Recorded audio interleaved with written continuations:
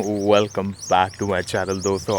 आज सुबह morning walk में निकला हूँ और इतनी खूबसूरत सुबह है, ऐसा लग रहा है हेवन में हूँ मैं। सारे स्प्रिंग स्टार्ट हो चुका है तो फ्लावर्स जो हैं वो ब्लूम हो रहे हैं। और ये टाइम अगर आप ऑस्ट्रेलिया में रह रहे हो तो आप हेवन में हो, स्वर्ग में जी रहे हो। मानना पड़ेगा, यूरोपियंस में बहुत ही अच्छा टैलेंट और स्किल्स है। जिस तरीके से वो प्लानिंग और एग्जीक्यूट करते हैं, उन्हें कोई कंपटीशन नहीं दे सकता। जो अर्बन प्लानिंग उन्होंने यहाँ किया है, क्या सही है यार। और taking this opportunity, just want to thank the Australian government कि उन्होंने मुझे यहाँ रहने दिया। कोई भी उठ के किसी कंट्री में जा नहीं सकता है, बट थैंक यू। यहाँ पे इमिग्रेशन लॉस हैं और ऑस्ट्रेलियन गवर्नमेंट ने सोचा कि चलो ये बंदे को अगर हम ले लेते हैं तो शायद कंट्री के लिए बेनिफिशियल होगा। And I won't let you guys down. तो बीइंग सेड दैट, आज जो मैं बात करने वाला हूँ वो है गोल्ड सिल्वर प्राइसेस की। जहाँ से मैं हूँ इंडिया में, वहाँ गोल्ड जो है वो तो एक कस्टम है। बेटी की शादी हो गई, लड़के की शादी, कुछ भी हो, सोना गिफ्ट करना ही करना है। तो जो हमारे पापा दादा परदादा, उन्होंने जितना गोल्ड सेव करके रखा था, आज उसकी वैल्यू डबल ट्रिपल हो चुकी है। बट ये हो क्यों रहा है, ये चेंजेस क्यों हो रहे हैं? तो रिसेंटली न्यूज़ में सुनने आया है कि जो यूएस डॉलर है उसको टक्कर देने के लिए चाइना अपनी करेंसी को स्ट्रॉन्ग कर रहा है। और स्ट्रॉन्ग करने के लिए आपको गारंटी दिखाना पड़ता है। भाई, पेपर तो कोई भी प्रिंट कर सकता है। अब यूएस डॉलर जो है वो एक फिएट करेंसी है। बोला गया कि पहले यूएस डॉलर शायद गोल्ड से पैक था, मुझे पता नहीं, बट आप अपना रिसर्च करें। बट 90% श्योर हूँ वो गोल्ड से पैक्ड था। बट देन यूएस बोला, यार क्यों ये सब कर रहे हैं हम, हटाओ गोल्ड को, दुनिया पूरी ऑलरेडी यूज़ कर रही है यूएस डॉलर्स, हम पैसे छापेंगे और ये जो है एक्चुअल प्रोडक्ट और सर्विसेज हमें बेचेंगे। तो हो क्या रहा है, यूएस कंट्रीज़ लाइक इंडिया से अगर वो चलो राइस ख़रीद रहा है, तो राइस क्या है, उसमें एक्चुअल एफर्ट लगता है, मेहनत लगता है राइस उगाने में, वो एक प्रोडक्ट है। बट यूएस जब ये प्रोडक्ट ख़रीदता है तो उसके लिए उसे कुछ और देने की ज़रूरत नहीं है apart from paper, a piece of paper, जिसे लेजिट घोषित कर दिया गया है कि ये आप रखो और आप ये दूसरी कंट्री के साथ एक्सचेंज कर सकते हो।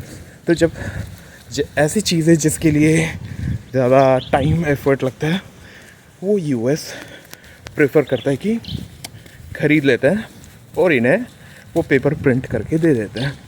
तो चाइना ने इसे टैकल करने के लिए बोला कि हटाओ ये सब, युआन आ रहा है मार्केट में, और जो युआन है वो गोल्ड के साथ पैक्ड होगा। तो अगर आपको हमारे करेंसी पे विश्वास नहीं है तो वो करेंसी लेकर आप कोई भी एक्सचेंज चले जाएं और वहाँ आपको गोल्ड मिल जाएगा। आप वो करेंसी दो और एक्सचेंज में गोल्ड ले लो। बट यूएस डॉलर के साथ ये कर नहीं सकते। तो अब आते हैं, अब जो आपको थोड़ा एक आइडिया मिल चुका है कि क्या हो रहा है, तो अब आते हैं ब्रिक्स नेशन में। तो ये ब्रिक्स नेशन में रिसेंटली हुआ क्या है कि हमारी जो सरकार है उन्होंने तो कह दिया है क्लियरली कि वो ब्रिक्स के अपोज्ड हैं। बट मुझे लगता है कि ये एक गलत डिसीजन है, क्योंकि चाइना ऑलरेडी एक सुपर पावर है, आप मानो या ना मानो। तो अगर आप मानने के लिए रेडी नहीं हो कि चाइना एक सुपर पावर है तो भगवान ही बचाए आपको। बट जितने लोग यूएस गए हैं, नहीं, जितने लोग यूएस गए हैं वो सब यही कह रहे हैं, ओह सॉरी चाइना गए हैं, वो सब यही कह रहे हैं कि चाइना वो चाइना रहा नहीं, वो नेक्स्ट लेवल हो चुका है, वो एक सुपर पावर है। जो शंघाई गए थे उन्होंने मुझे बताया कि हद डेवलप्ड है, मतलब यूएस पीछे है चाइना से। तो हम अभी उस टेरिटरी में पहुंच चुके हैं जहाँ पे चाइना नेक्स्ट सुपर पावर है और हमारा नेबर है। तो स्मार्ट यही होगा कि नेबर के साथ सही रिलेशन बना के रखें और उनकी करेंसी यूज़ करना स्टार्ट करें, क्योंकि लेट्स से इंडिया का जिस तरीके से गवर्नेंस और लाइक मुझे लगता है नहीं कि इंडिया कभी भी चाइना जिस लेवल पे वहाँ तक पहुँच पाएगा, क्योंकि बहुत सारे ऐसे चैनल्स हैं जो बात करते हैं कि ये करो वो करो, ये करो वो करो, बट प्रॉब्लम ये है पता है, आपके पास जब बिलियन पॉपुलेशन है, इतने सारे लोग हैं, लोगों को कंट्रोल करना बहुत मुश्किल है, हद मुश्किल। लाइक आप एक डेमोक्रेसी बोलकर लोगों को कंट्रोल नहीं कर सकते, होगा ही नहीं। आप बोलोगे चलो इस रास्ते चलते हैं, बाकी बोलेंगे नहीं उस रास्ते चलते हैं। भले चलो आप प्राइम मिनिस्टर हैं, प्राइम मिनिस्टर बोलेंगे चलो ये करते हैं, तो 40 लोग उठ के बोलेंगे नहीं वो करते हैं। लोगों को कंट्रोल करना बहुत मुश्किल है, बहुत मुश्किल। और ये कौन समझ सकता है? अगर आप कोई एक कंपनी में काम कर रहे हो, वहाँ पे अगर आप लाइक मैनेजर लेवल पे हो तो आपको ये पेन पता है। तो ये क्या एक छोटे लेवल पे, कंपनी लेवल पे आप इस दर्द को समझते हो, अब उसको बढ़ा दो, एक कंट्री लेवल पे लेके जाओ तो सोच लो दर्द किस टाइप का होगा। तो यही होता है, अगर आपको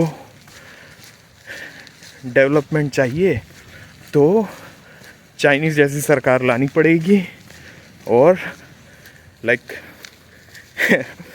कह दिया ये होगा तो ये ही होगा, कोई आगे पीछे उसके हल्ला नहीं कर पाएगा।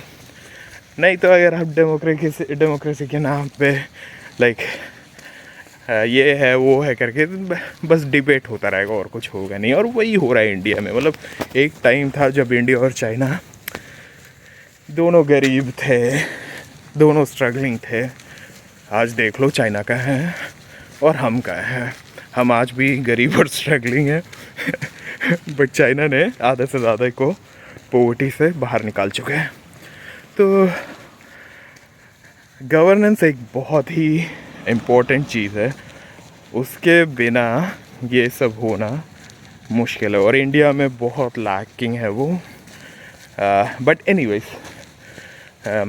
हम गोल्ड और सिल्वर की बात कर रहे थे, तो अब मेरे हिसाब से भले आप चाइना को दुश्मन मानो, ये मानो वो मानो, भाई वो इंडिया के क्लोजेस्ट हैं, हमारे नेबर्स हैं। और अब टाइम आ चुका है ब्रिक्स नेशन, अगर ऐसा एक प्लान था कभी तो ये ऑपरेशन में लाने के लिए, क्योंकि जो बैलेंस ऑफ पावर है वो अब शिफ्ट होकर एशिया में आना चाहिए। और एशिया में आने का फ़ायदा ये भी है कि इंडिया भी पार्ट ऑफ एशिया है, तो इससे लॉस किसी का हो नहीं रहा है। बट इंडिया को स्मार्टली वर्क करना पड़ेगा। तो अब इंडिया की इंटरेस्ट के ऊपर इंडिया डिसीजन ले।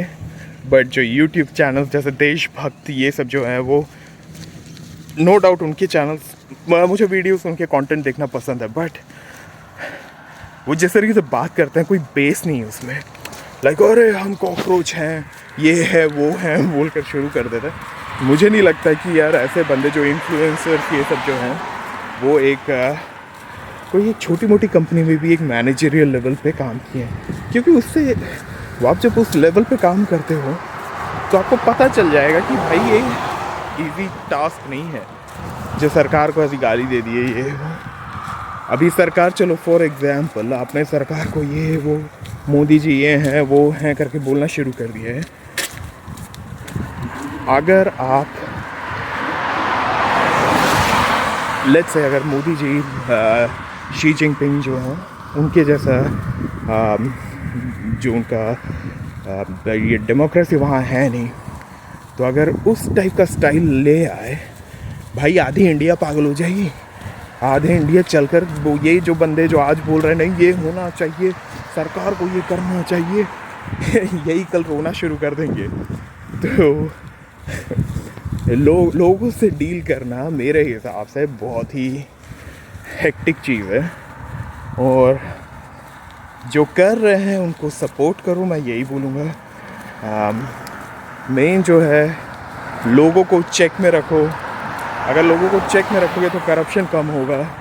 एक स्ट्रॉन्ग गवर्नेंस पॉलिसी अगर हो हर जगह, वो छोटे लेवल से स्टार्ट होना चाहिए, लाइक लोकल काउंसिल, पंचायत, फिर स्टेट, फेडरल, इस तरीके से जाना चाहिए। जैसे यहाँ यूरोप, ऑस्ट्रेलिया ये सब जगह में है, तो यहाँ करप्शन नो डाउट हर जगह करप्शन है, बट जो लेवल है करप्शन का वो कम है। लोगों को अकाउंटेबल, लाइक अब जैसे मैं जहाँ काम करता था, अगर मैं एक प्रोजेक्ट डिलीवर नहीं कर पा रहा हूँ तो मेरे सर पे मेरा सर कटा जाएगा।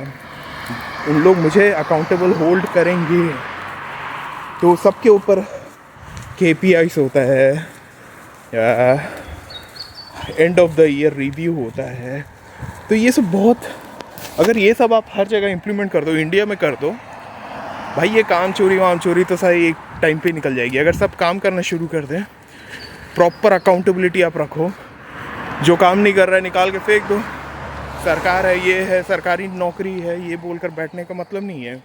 काम नहीं हो रहा है, निकालो। गवर्नेंस, अपनी पॉलिसी स्ट्रॉन्ग करो, क्योंकि पॉलिसी ही नहीं है तो इसलिए इश्यू होता है। लोग बैठे रहते हैं, बोलते हैं अरे कुछ नहीं होगा यार, देखा जाएगा, कोई हमें छू नहीं सकता, सरकारी नौकरी है। और फिर उसकी वजह से आप देख लो क्या हो रहा है इंडिया में। तो या मेरे तो बाल झड़ चुके हैं काम कर, यहाँ काम कर करके। तो अगर इंडिया में भी आप ऐसी स्ट्रॉन्ग पॉलिसी ले आओ, 100% बता रहा हूँ सबके बाल झड़ेंगे और सब काम करेंगे क्योंकि जब हम इंडिया से बाहर निकले थे, अच्छे घने बाल थे तेल लगाता था हर सुबह, बट यहाँ आने के बाद टोटली एक कल्चरल शॉक लगा। डिफरेंस है, जो कैपिटलिस्ट इकोनॉमी में रह रहे हो तो आपको अपना वर्थ दिखाना पड़ेगा पैसे कमाने के लिए। अगर आपके पास स्किल्स, नॉलेज, इन्फॉर्मेशन कुछ नहीं है तो आप वर्थलेस हो, और वैसे लोगों को निकाल के फेंक देते हैं, यहाँ जॉब नहीं मिलता। तो इसलिए अगर आपके पास स्किल है, नॉलेज है, इन्फॉर्मेशन है, तो इंडिया में भी यही इम्प्लीमेंट करना चाहिए, ऐसे लोगों को ही जॉब देना चाहिए। तो दोस्तों, समराइज़ करने के लिए ब्रिक्स कंट्रीज़ के साथ इंडिया को ज्वाइन करना चाहिए, गोल्ड, चाइनीज़ युआन यूज़ करना चाहिए, और होपफुली वन डे इंडिया भी डेवलप्ड होगा। तो आज के लिए बस इतना ही, मिलते हैं नेक्स्ट वीडियो में।